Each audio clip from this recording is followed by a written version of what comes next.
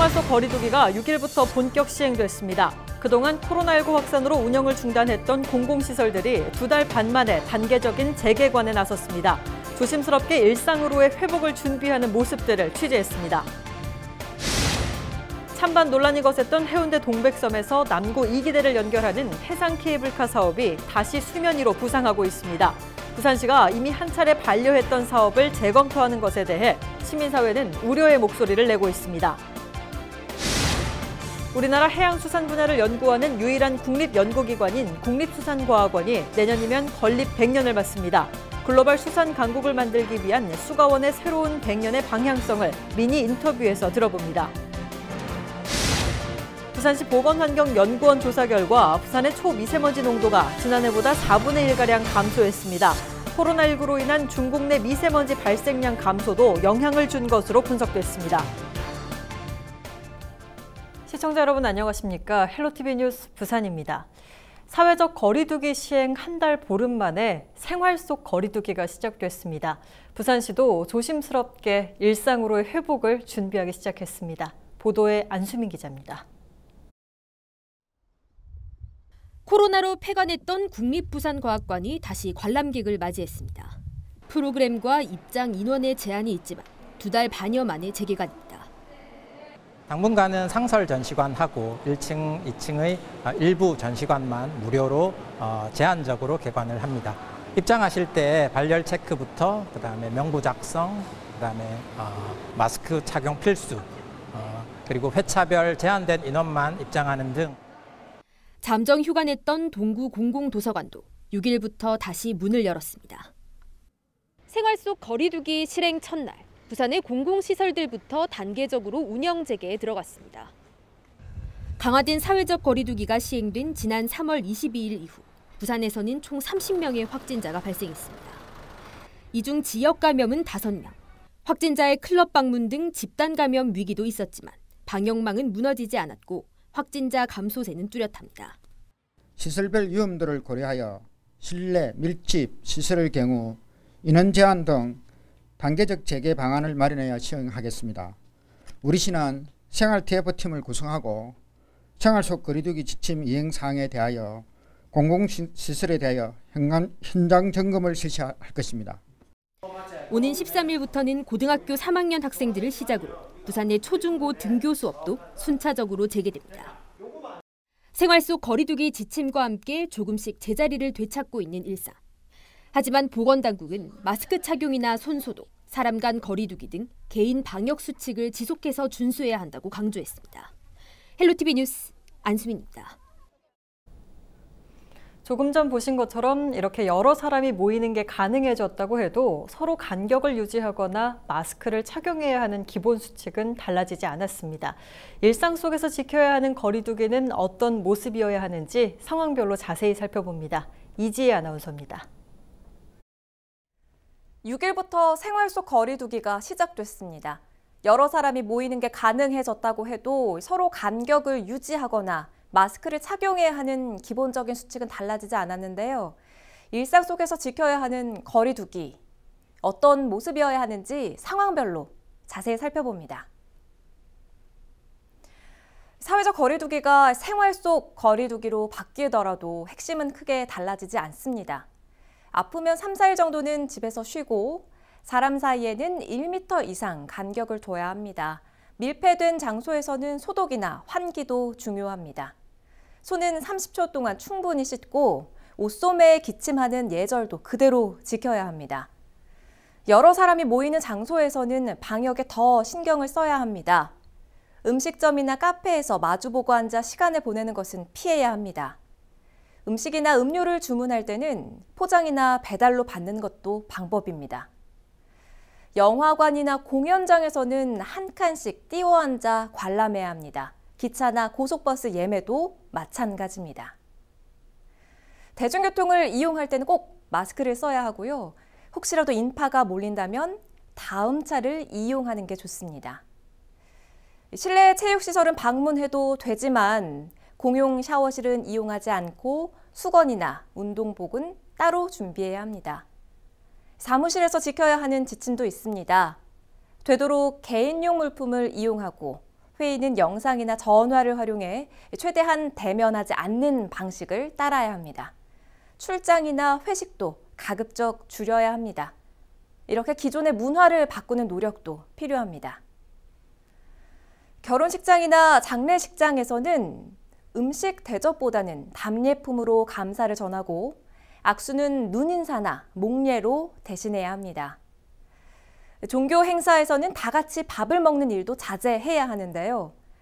교회에서 예배를 보면서 함께 찬송가를 부르지 않아야 하고 공연장 떼창도 마찬가지입니다. 대형마트에서는 시식코너 운영을 최소화해야 하고요. 결제는 카드나 모바일페이처럼 전자결제 방식을 이용하도록 합니다. 정부는 현장의 의견에 따라 이번 지침을 수정하거나 보완해 나갈 방침인데요.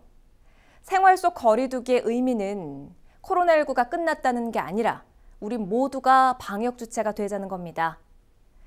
앞서 사회적 거리 두기를 시작한 이후 확진자 수가 크게 줄어든 만큼 또 한 번 우리 모두의 노력이 필요한 때입니다.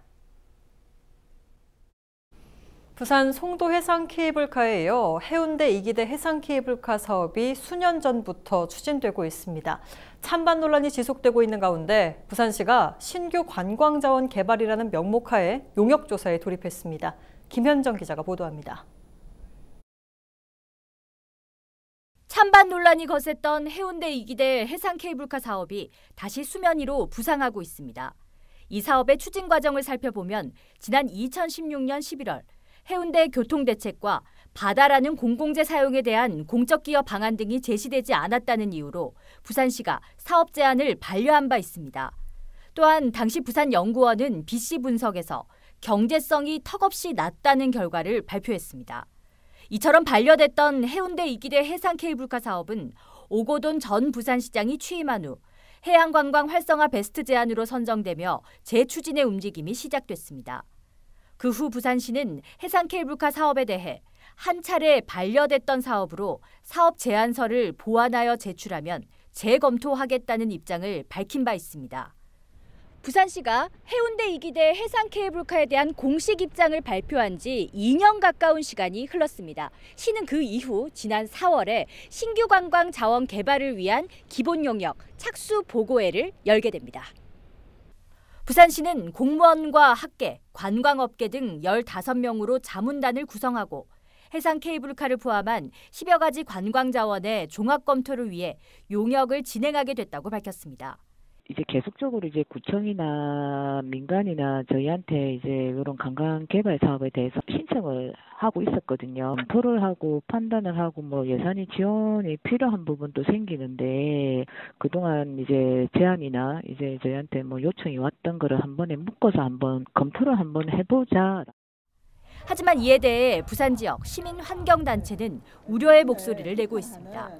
그 용역은 케이블카를 건립하기 위한 과정으로 가는 명분이라고밖에 보이지 않았습니다. 이 많은 사업을 1년 내에 과연 그 개발 계획을 만들 수 있겠는가에 대해서는 다들 부정적이라고 생각되어집니다. 그래서 자문당 구성이라든가 운영 등에서도 많은 문제가 충분히 제기되었다고 생각이 되어집니다. 또한 공공재가 민간 사업자의 배불리기로 활용돼선 안 된다고 주장했습니다.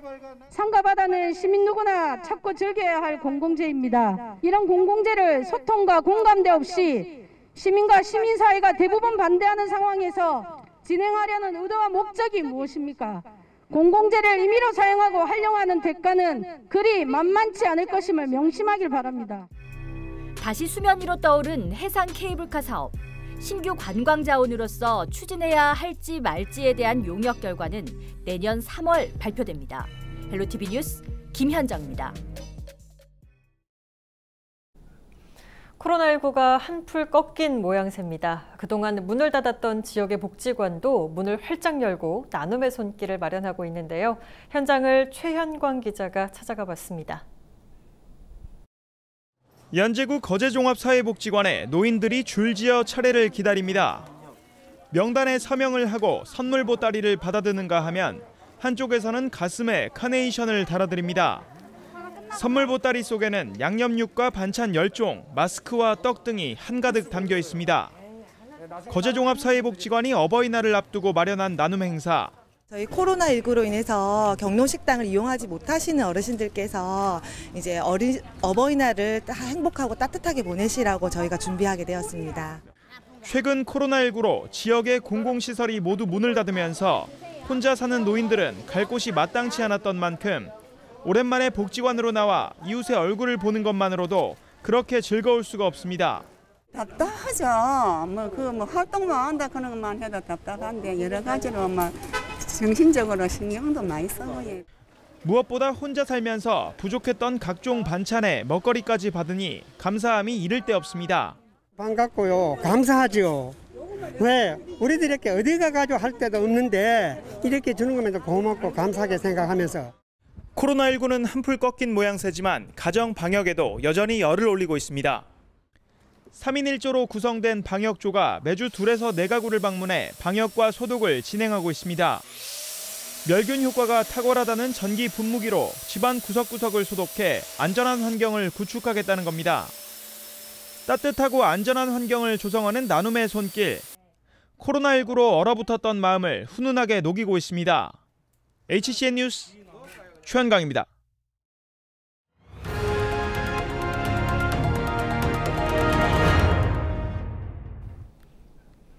우리나라 해양수산 분야를 연구하는 유일한 국립연구기관인 국립수산과학원이 창설 99주년을 맞았습니다.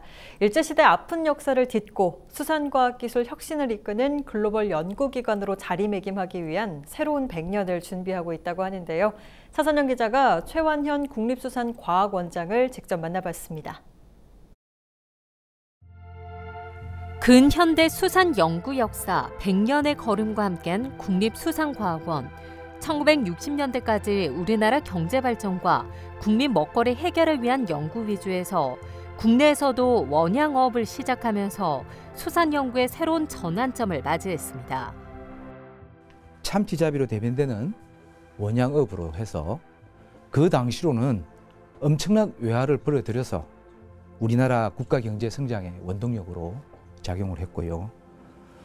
또한 그 미역 양식을 성공함으로써 일명 흑색 혁명 시대를 열었습니다.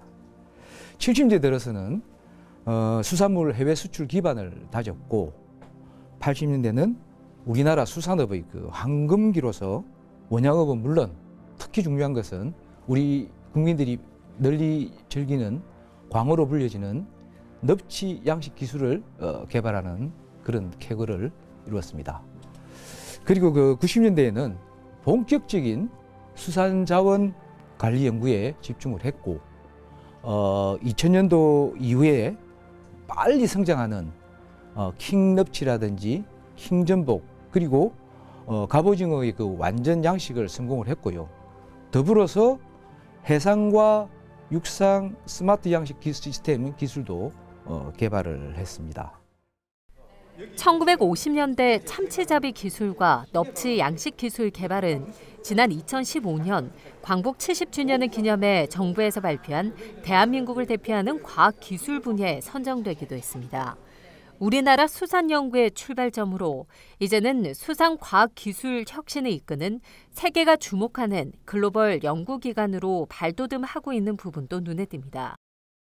지난날 우리나라는 사실 선진국으로부터 원조를 받는 수혜국이었습니다. 그런데 이제는 우리가 원조를 주는 공여국으로서 세계 유일의 국가가 됐습니다. 공적 개발 사업으로 불리는 ODA 사업을 통해서 이미 북아프리카 알제리의 그 사하라 사막 위에 새우 양식장 기술을 전수를 해서 건설을 했고 동남아시아 미얀마에는 세계 최고 수준의 그 담수 양식 기술을 전수하는 등 그 수산 분야에서도 이미 지금 한류 열풍을 일으키고 있습니다. 금년에는 베트남의 그 수산 양식 생산성 향상 프로젝트를 좀 추진할 계획이 있습니다. 특히 어획량의 감소와 어촌 고령화 등 국내 수산업 위기를 극복하기 위해서 적정 생산의 자원 관리에 집중할 계획입니다. 그동안 많이 잡아왔던 정산 위주의 생산 관리보다는 수산 자원을 유지할 수 있는 양만큼만 잡는 적정 생산의 자원 관리에 더욱 집중해야 할 것입니다. 그리고 우리 국민들에게 건강한 수산물을 공급하고 어업인에게는 높은 소득을 올릴 수 있도록 친환경 고부와 가치 스마트 양식 체계를 구축해서 수산 현장에 조기에 확산될 수 있도록 하면 물론 이를 통해 우리 젊은이들이 어촌으로 돌아올 수 있도록 적극 노력하겠습니다. 최 원장은 또 과거 100년 동안은 수산업 현장에 필요한 기술 연구에 집중했다면 앞으로의 100년은 산업 고도화를 준비하겠다는 국립수산과학원의 비전도 밝혔습니다. 수산 현안 대응 기술 개발, 둘째 미래 대비 수산 기술 혁신, 셋째 지속 가능한 수산업 실현, 그리고 마지막으로 글로벌 산업화 역량 강화라는 4대 전략 방향을 설정을 했습니다. 우리 생활 전반에 4차 산업혁명 기술이 지금 녹아든 것처럼 양식 분야에도 첨단 기술인 바이오테크놀로지라든지 ICT, 사물 인터넷인 IoT, 인공지능인 AI, 5G 등을 융합한 스마트 양식 기술을 고도화해서 우리 국민들에게 안전한 수산물을 공급하면 물론 이를 위해 수산과학기술 혁신에 연구력을 더욱 집중하겠습니다. 2005년 세계 최초로 생분해 그물을 개발해 어업 현장에 보급한 이후 올해는 생분해 그물용 원료 4종류를 새로 개발했고 미기록 23종의 어린 물고기를 발견하는 등 올해도 세계 최초의 성과들이 나오고 있습니다. 친환경 양식 기술과 지속 가능한 수산 자원 연구, 안전한 먹거리 관리 등 대한민국을 글로벌 수산 강국으로 이끌기 위한 국립수산과학원의 새로운 100년이 기대됩니다. 헬로티비 뉴스 차선영입니다. 부산 지역의 초미세먼지 농도가 지난해보다 4분의 1가량 감소한 것으로 나타났습니다. 부산시 보건환경연구원은 지난해 12월부터 올해 3월까지 조사한 결과 부산 지역 초미세먼지 농도가 세제곱미터당 21 마이크로그램으로 지난해 같은 기간과 비교해 25% 감소했다고 밝혔습니다. 미세먼지 농도도 지난해 평균 세제곱미터당 47 마이크로그램에서 올해는 세제곱미터당 34 마이크로그램으로 27%가 줄었습니다. 보건환경연구원은 올해는 지난해와 달리 동풍이 자주 불고 누적 강수량과 강우 지속 시간이 증가한 것을 원인으로 보고 있습니다. 또 코로나19 등으로 인한 중국 내 미세먼지 발생량 감소도 영향을 준 것으로 분석했습니다.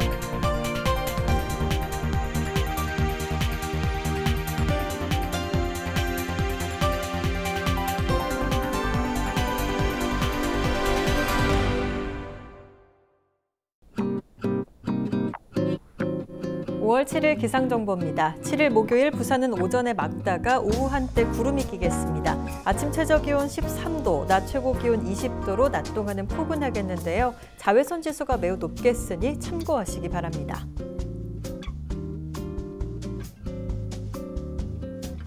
전국 날씨입니다. 전국이 맑다가 오후 들어서 구름이 많아지겠고요. 대부분 지역 낮 기온이 20도 선을 넘으며 낮 동안 덥게 느껴지는 곳도 있겠습니다. 바다 날씨입니다. 동해 남부와 남해 동부 두 해상 모두 맑은 날씨가 이어지겠고 물결은 최대 2.5m까지 비교적 높게 일겠습니다.